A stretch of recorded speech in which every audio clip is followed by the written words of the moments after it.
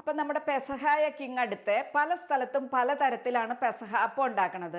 എറണാകുളം ജില്ലയിൽ മിക്ക സ്ഥലങ്ങളിലും ഉണ്ടാക്കുന്നത് കലത്തപ്പമാണ്. ഞാനും ഉണ്ടാക്കാൻ പോണത് കലത്തപ്പമാണ്. ഞാൻ ഉണ്ടാക്കുന്ന രീതിയിലുള്ള കലത്തപ്പം എങ്ങനെയാണെന്ന് കാണിച്ചു തരാട്ടോ. അപ്പം ഞാൻ കലത്തപ്പം ഉണ്ടാക്കാനായിട്ട് 2 കപ്പ് അരിപ്പൊടിയും 1/2 കപ്പ് ഉഴുന്ന് അരച്ചതും കൂടി ചേർത്ത് മിക്സ് ചെയ്തിട്ട് കണ്ട ദോശമാവിനേലും കുറച്ചും കൂടി കട്ടിയിൽ ഞാൻ ഇതിനെ ഇങ്ങനെ ആക്കിയെടുത്തിട്ടുണ്ട്. പിന്നെ ഉപ്പും ചേർത്തിട്ടുണ്ട് കേട്ടോ ഇതിനകത്ത്, ആവശ്യത്തിനുള്ള ഉപ്പും. പിന്നെ നമുക്ക് വേണ്ടത് ചെറിയ ഉള്ളി ഉണ്ടല്ലോ, ഷാലറ്റ്സ്, അത് നല്ല കുച്ചതായിട്ട് അരിഞ്ഞിട്ട് വറുത്തെടുത്തത്, വെളിച്ചെണ്ണയിൽ തന്നെ വറുത്തെടുക്കണേ. അങ്ങനെ വറുത്തെടുത്തത് നമ്മൾ കുറച്ച് ഇതിനകത്തേക്ക് ഇടും.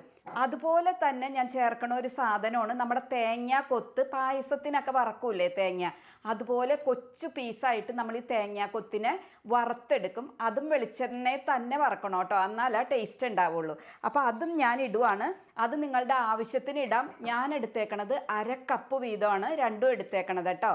നിങ്ങളുടെ ഇഷ്ടത്തിന് ചെയ്യാം. അതിനുശേഷം ഇതിനെ നന്നായിട്ടൊന്ന് മിക്സ് ചെയ്യണം. കണ്ട ഈ ഒരു കൺസിസ്റ്റൻസിയാണ് നമുക്കിത് ഉണ്ടാക്കാനായിട്ട് വേണ്ടത്. ഈ അരിയും ഉഴുന്നും കൂടെ ഞാൻ കുഴച്ചിട്ട് മാവ് ഉണ്ടാക്കിയിട്ട് ഒരു 4 മണിക്കൂർ നേരം റെസ്റ്റ് ചെയ്യാൻ വെച്ചു. പക്ഷെ 4 മണിക്കൂറിൽ കൂടുതലാവരുത്. പെസഹ അപ്പമാണ്, ഇത് പൊങ്ങാൻ പാടില്ല, പുളിക്കാൻ പാടില്ല. പുളിപ്പില്ലാത്ത അപ്പമല്ലേ, അപ്പോൾ പുളിക്കാൻ പാടില്ല. അങ്ങനെ 4 മണിക്കൂർ നേരം അരിയും ഉഴുന്നും ചേർത്ത്, അരിപ്പൊടിയും ഉഴുന്നും ചേർത്ത് 4 മണിക്കൂർ റെസ്റ്റ് ചെയ്ത മാവാണ് കേട്ടോ ഇത്.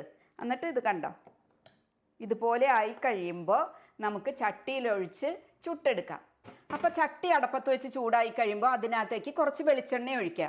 വെളിച്ചെണ്ണ ഒഴിച്ചതിന് ശേഷം നമ്മൾ ഈ എടുത്ത് വെച്ചേക്കണം മാവ്, മിക്സ് ചെയ്ത് വെച്ചേക്കണം മാവ് ഒഴിക്കണം. കലത്തപ്പം ഉണ്ടാക്കുമ്പോൾ എപ്പോഴും അപ്പം ഉണ്ടാക്കണ പോലെയല്ല, കുറച്ചും കൂടി തിക്കായിട്ട് വേണം ഇത് ഉണ്ടാക്കാനായിട്ട്.